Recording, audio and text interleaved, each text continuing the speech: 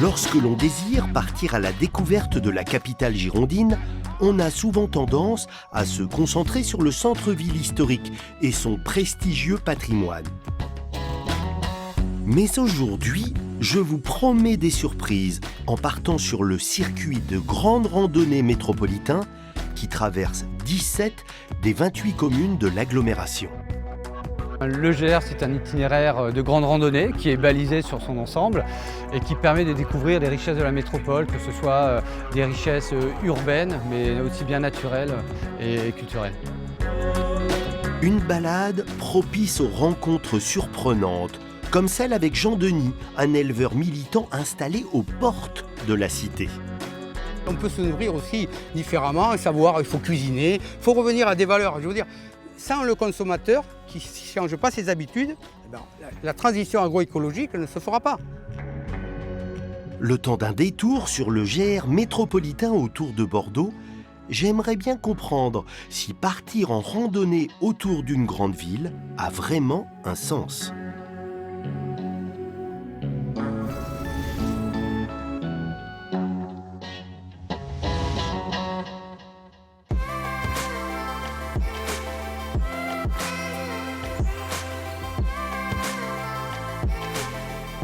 Cela fait plus de 70 ans que la Fédération française de randonnée pédestre propose, grâce à ses 20 000 bénévoles, des circuits pour marcher en pleine nature, dans les plus beaux paysages de France.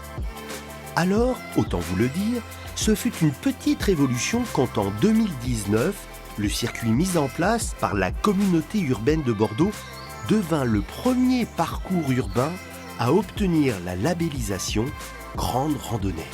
Bonjour Dominique. Bonjour Eric. Bon, bel endroit pour une rencontre parce que ce GR c'est une boucle, donc on peut dans l'absolu la prendre de n'importe où. Mais pourquoi tu m'as donné rendez-vous ici? Le parc Palmer à Senon est un lieu, je pense, assez remarquable et un bon lieu de départ de la randonnée parce que nous sommes dans la nature.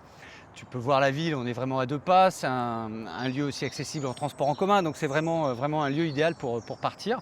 Comment est venue cette idée d'un circuit de grande randonnée métropolitain et quel était l'objectif? L'objectif était de relier les grands parcs urbains, les grandes zones naturelles de la métropole, de les relier justement par des chemins bucoliques et afin vraiment de découvrir le patrimoine aussi bien historique, culturel que naturel. Alors comment on s'y retrouve? Quand on veut faire le GR, on s'y prend comment? Alors on s'y prend avec pourquoi pas acheter un topo guide que je te remets. Ah oui, alors qui dit GR et topo guide, donc normalement il y a toutes les informations. Ah et le voilà, le fameux parcours. Hein, ça fait combien au total? Ça fait 160 km sur 17 communes. Donc là on est rive droite à Senon et puis on va essayer de se faire la boucle au total. Bon, et ben on est parti. Allons-y. On a le sac, on a l'eau, on a de quoi marcher, on a la forme, l'envie. Parfait, allons-y. Allez, on y va.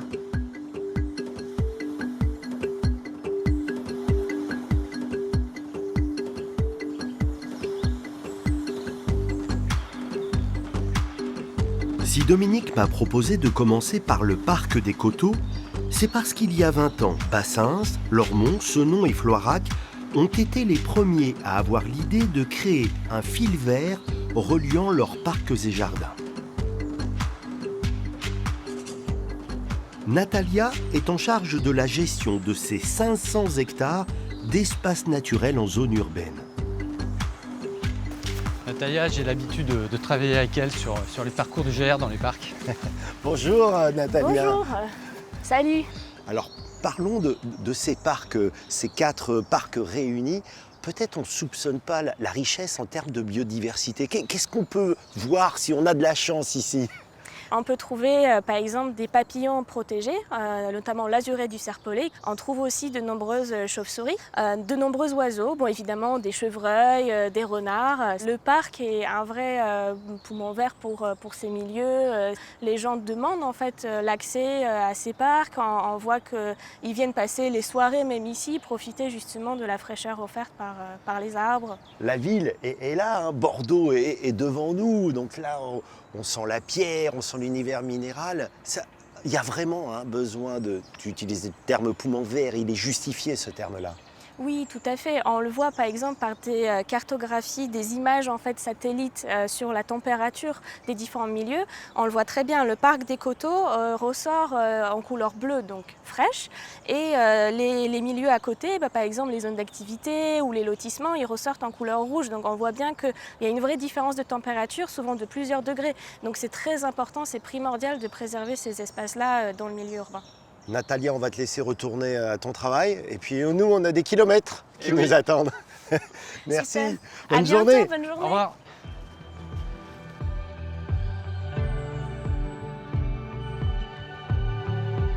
Pour traverser la Garonne, nous passons par le fameux pont de pierre, construit au début du 19e siècle sur ordre de Napoléon Ier. Un ouvrage qui a tout changé, car avant lui, il fallait impérativement prendre le bateau pour relier les deux rives du fleuve. Dominique, il faut que je t'avoue quelque chose. C'était la première fois de ma vie que je prends un circuit de grande randonnée et que je me retrouve dans un tramway. Oui, c'est vrai que c'est assez unique et c'est aussi la force du GR de Bordeaux Métropole, c'est de pouvoir desservir plusieurs tronçons du GR tout en prenant le tramway, un transport en commun, c'est-à-dire partir de chez soi, revenir le soir, sans avoir eu besoin de prendre sa voiture. Et c'est vrai que c'est assez unique. Rassure-moi, on y marche quand même. Oui, on y marche. Il y a quand même 160 km de randonnée sur ce GR. Et alors, où m'emmènes-tu maintenant? Là, nous partons sur Gradignan. Je t'emmène voir une petite pépite architecturale où on va découvrir une partie du Moyen-Âge.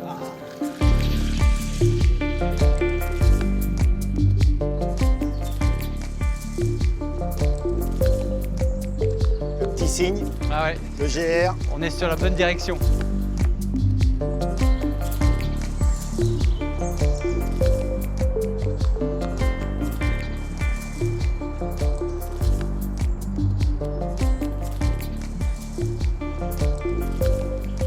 Voilà Eric, où je voulais t'amener, donc c'est le prieuré de Caillac, donc à Gradignan, qui est un lieu assez incroyable, qui est sur le chemin de Saint-Jacques-de-Compostelle, parce que la voie de Tours traverse Bordeaux pour venir justement à Caillac. Oh, c'est un monument que je connaissais pas du tout. Il a été bâti à quelle époque? Ça date du XIIIe siècle. C'était un monastère, ça a été également une église et ça a été rénové il y a quelques années parce qu'auparavant ici passait la Nationale 10, on l'imagine même pas. C'est une belle restauration et tu me disais, il y a encore des pèlerins sur le chemin de Saint-Jacques qui dorment ici. Oui, du oui, coup. il y a encore des pèlerins qui passent. Il y a un refuge jacquaire qui perpétue la tradition d'accueil. Je crois qu'il y a environ 500 pèlerins qui viennent passer une nuit ici sur le chemin de Saint-Jacques. Bon, ça m'a mis en jambes. On continue? Bon, on y va. Allez, on y va.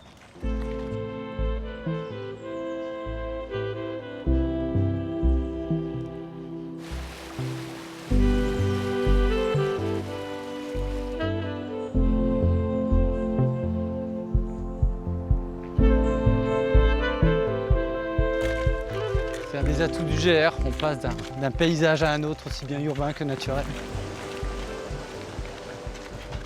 Là, on ne sait pas qu'il y a la ville autour de nous. Hein. Ah non, pas du tout. C'est super. C'est hyper calme, très vert.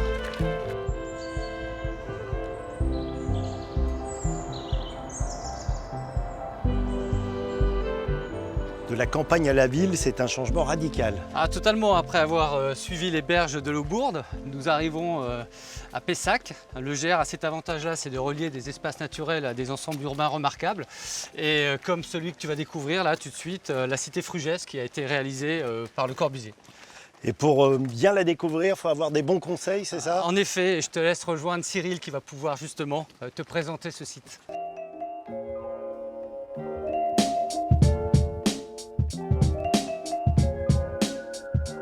L'histoire débute en 1924, quand un riche industriel bordelais, Henri Frugès, achète une prairie dans la ville de Pessac.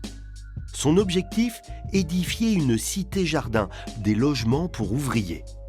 Il fait alors appel à un architecte qui commence à faire parler de lui. Le Corbusier n'est pas encore une star, mais il trouve dans ses utopies urbaines l'occasion de mettre en œuvre ses idées révolutionnaires. Explique-moi Cyril, en quoi cette cité Frugès représente vraiment une nouvelle approche architecturale dans ces années 20-30?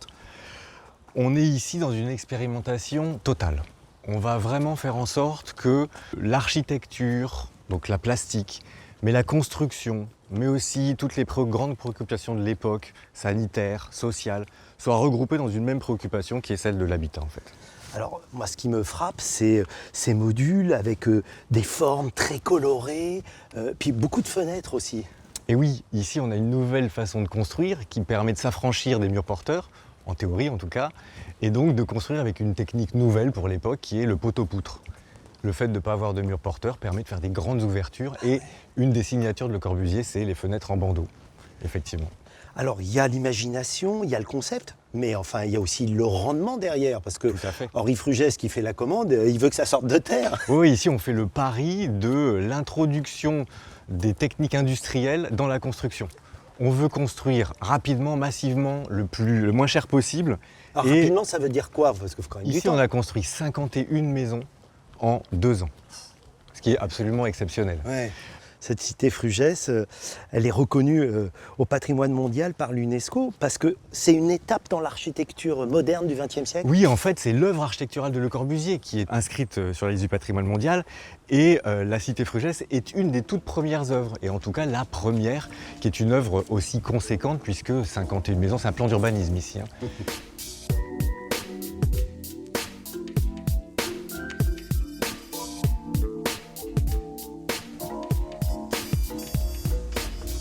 Alors je t'emmène sur un lieu qui est tout à fait incontournable, qui est absolument nécessaire de découvrir, c'est la toiture terrasse. Ça fait partie de ces 5 principes que Le Corbusier décline sur ses bâtiments, et c'est le lieu de recréation du corps et de l'esprit.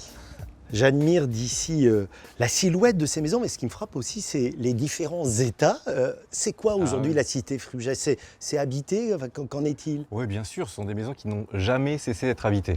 Les propriétaires, puisqu'on a ici une 50aine de maisons et une grosse 40aine de propriétaires différents, sont tenus de faire les travaux lorsqu'ils peuvent les faire. Ça fait envie quand même, je regarde la terrasse à côté. C'est, je sais pas, c'est une construction qui a quelque chose, une âme. Le Corbusier conçoit la maison non pas seulement comme un abri, mais vraiment comme un lieu d'épanouissement, de rêverie. Et donc il va proposer des tas d'espaces, des endroits dans la maison qui vont permettre de jouer avec ça et de se reposer, de s'ouvrir à l'autre, de s'ouvrir à soi aussi. À t'entendre, c'est la mise en œuvre d'une utopie. Mais c'est une utopie, tout à fait. Ici on est dans une révolution, mais c'est une utopie urbaine réalisée. Tu fais visiter cet endroit, t'en connais chaque coin, recoin, son histoire. Qu'est-ce qui te touche le plus, toi, dans cette cité Frugès? C'est surtout quand je reviens à la cité que je suis ému par les couleurs, que je suis ému par les projections des ombres sur les façades, que je suis ému par la manière dont se découpent les bâtiments dans le ciel ou comment ils se répondent les uns aux autres. C'est toute cette poésie-là en fait qui fait de cet endroit un endroit tout à fait exceptionnel. Et surtout un endroit vivant en fait. C'est pas un musée ici.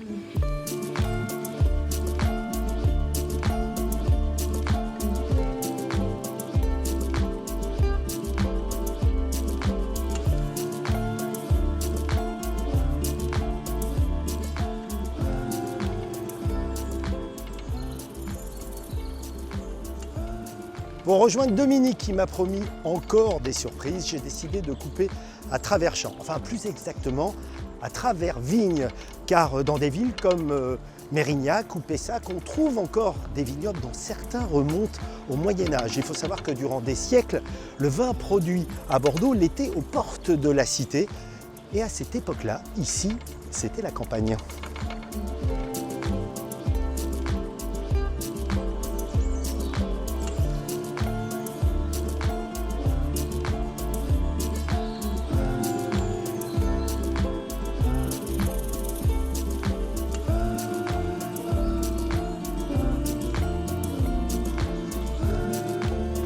Nous avons pris le tramway, je viens de prendre le vélo, le V-Cube, le vélo en libre service, mais quand même ce GR, c'est principalement de la marche. Ah oui, oui, c'est un GR qui a été homologué par la Fédération française de randonnée pédestre il y a maintenant 4 ans. C'est une véritable reconnaissance de la qualité de l'itinéraire, donc c'est un chemin de randonnée et les gens viennent y randonner. Alors d'ailleurs, pour ceux qui n'auraient jamais emprunté de circuit de grande randonnée, c'est peut-être bien de faire un point sur la signalétique. Comment on s'y retrouve? Il y a des balises qui sont posées, on en a posé déjà 5000 sur notre GR. Ah ouais, 5000. Oui, oui, c'est un vrai travail de pose. Voilà, donc on a cette signalétique qui est rouge et blanche, qui est vraiment typique des GR. Et là, la flèche, ça veut dire qu'il faut tourner à Il droite. faut tourner à droite. Là, ça veut dire, et s'il y a le choix entre deux chemins, c'est ça? Voilà. Ça, faut pas y aller. Faut pas y aller, c'est pas la bonne Il y a une direction. croix. Bon, c'est facile, Bon. tourner à gauche. Et celle-ci qu'on voit le plus souvent. C'est celui qu'on cherche. Alors, ce qui est rigolo, c'est qu'on en trouve partout, ici en pleine nature, mais aussi en pleine ville. Ah oui, oui, ça, on ne veut absolument pas perdre le randonneur. Donc, on a apposé des balises sur l'ensemble itinéraire, sur du mobilier urbain, sur des potelets qui peuvent être en forêt. Voilà, donc on ne prend pas le risque de perdre nos randonneurs.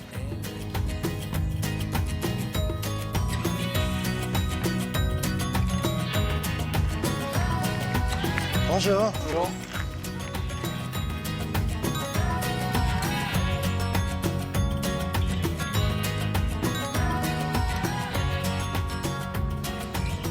Si on décide de faire ce GR d'une seule traite, 160 km, ça nécessite plusieurs jours, donc plusieurs nuits. Comment on fait pour dormir? On peut faire du bivouac? Ah non, le bivouac est interdit. En revanche, on a imaginé des solutions alternatives, comme ce refuge périurbain, qui est le Haut Perché. Il y en a 11 sur la métropole, qu'on peut louer gratuitement. Il suffit de réserver sur Internet. Alors comment c'est à l'intérieur? Ah, c'est un peu sommaire, il n'y a pas... Ça reste un circuit quand oui, même. et puis c'est un refuge, c'est un peu comme l'idée des refuges en montagne. Bon, il n'y a pas d'eau, il n'y a pas d'électricité, il y a tout de même des toilettes sèches. Et voilà, les personnes amènent leur eau forcément pour pouvoir... Sac de couchage, un sac de couchage ambiance obligatoire, randonnée. voilà. Alors tu me dis, il y en a combien au total? 11. 11. Ils sont tous avec des formes Ils différentes? sont tous différents, ils ont été réalisés par des artistes ou des architectes et ils sont tous dans des lieux insolites. C'est vraiment intéressant de pouvoir venir les découvrir. Alors, il y en a qui ont des formes de nuages, il y en a qui Oui. sont au bord de la Garonne, hein, Voilà. vers Bègle. Oui, tu fais référence, je pense, au Guetteur, Exactement. qui est derrière le centre commercial et les Rives d'Arcin. Mais il y a également le Neptunéa qui est sur le lac de Bruges. Il y a également la station orbitale qui n'est pas loin d'ici, à Saint-Médard-en-Jalles. Donc, oui, Un oui, peu monumental, hein, celle-ci. c'est le dernier refuge qui est sorti de terre. C'est vraiment une belle idée. Là encore, Bordeaux est un peu novateur dans le domaine. Oui, oui, on est assez novateur dans cette réalisation. On a été contacté par d'autres communes, d'autres métropoles justement pour pouvoir savoir comment avaient été mis en place ces refuges et ça peut peut-être les inspirer. Allez, on continue.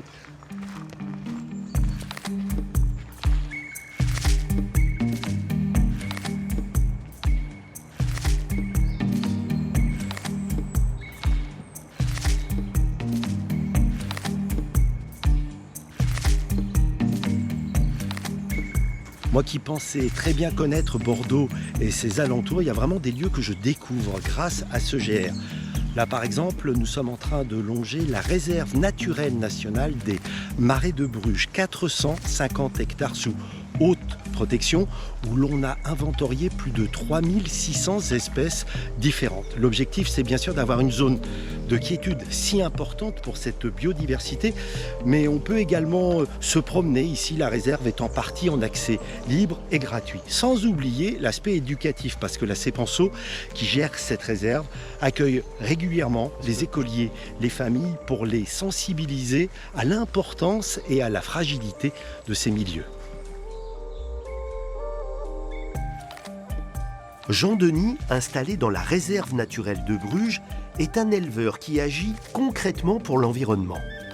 Salut Jean-Denis! Oh, ça va? Salut Dominique! On te rejoint! Bonjour.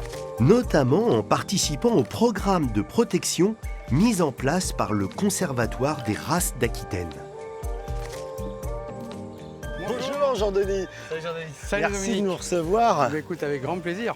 Bon, tu as au total combien de bêtes ici? Alors, en tout, on est à peu près entre 160 et 170 sur la réserve et j'en ai un peu à l'extérieur. Alors là, je reconnais celle-là, ce sont des limousines, mais là, c'est ce petit veau. C'est ben, un veau? Oui, parce qu'il a l'air bien jeune. Non, non, c'est la race bordelaise.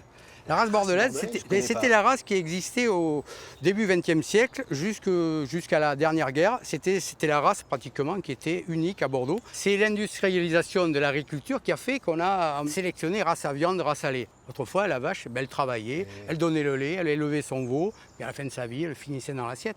Mais c'était des races qui étaient locales et adaptées à leur territoire. J'imagine pour un éleveur comme toi, c'est quoi? C'est un motif de fierté de se dire qu'on participe justement à garder une biodiversité à l'intérieur de d'abord, cette espèce de la vache. C'est très affectif parce que mon père, qui était né en 1909, avait des bordelaises dans sa jeunesse.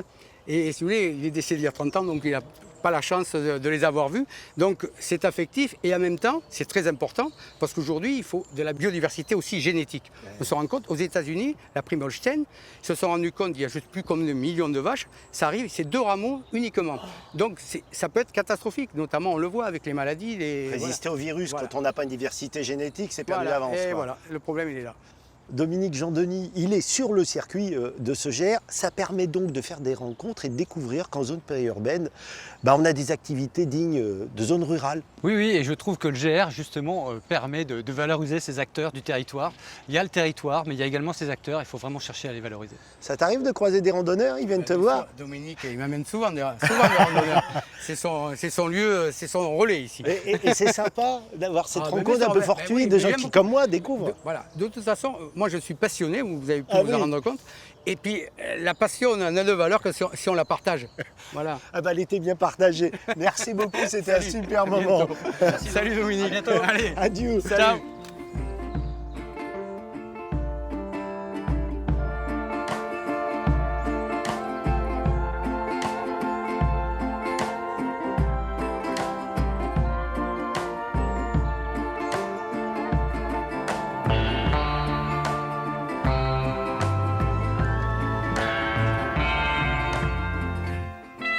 Le GR métropolitain n'est pas une randonnée comme les autres, car il invite aux expériences originales, comme emprunter le Bas de Cube, ce moyen de transport fluvial qui relie les 2 rives.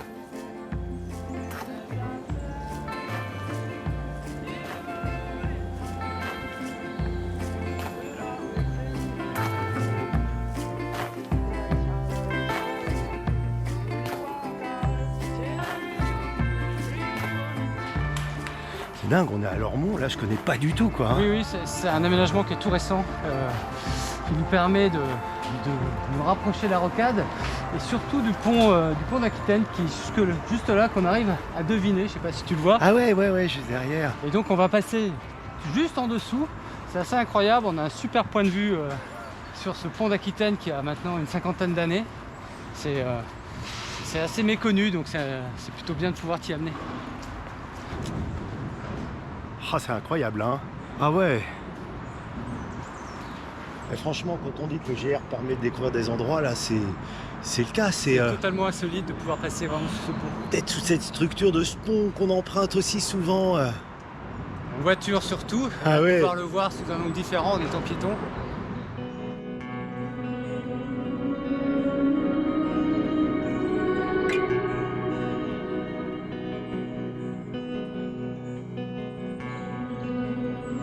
Pour terminer cette découverte du GR métropolitain, Dominique a décidé de m'emmener au domaine de Beauval à Bassens, terminus du circuit.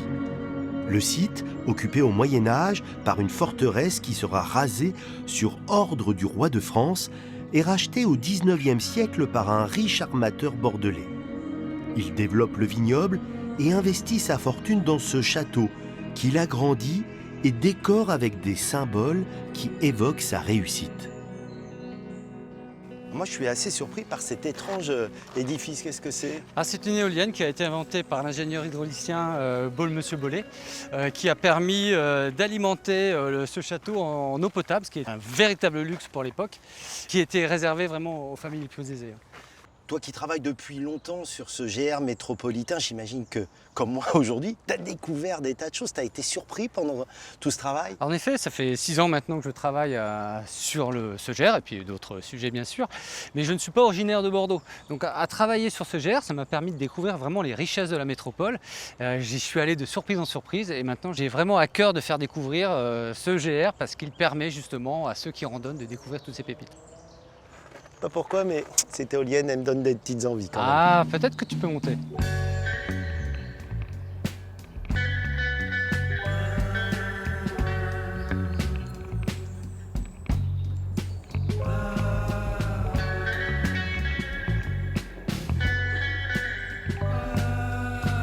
J'ai l'habitude en fin d'émission de vous présenter mon coup de cœur. Mais cette fois-ci, je dois bien l'avouer, il m'a été impossible de choisir un endroit en particulier. Car c'est bien l'ensemble de circuits de grande randonnée autour de Bordeaux qui m'a séduit, surpris, enthousiasmé. Pensé à l'origine comme un parcours à destination des marcheurs, des sportifs, il regorge d'idées, de découvertes pour les habitants, les gens du coin. Une invitation à vivre l'aventure au bout de la rue. Comme aimait à le dire Marcel Proust, le véritable voyage ne consiste pas à chercher de nouveaux paysages, mais à avoir de nouveaux yeux.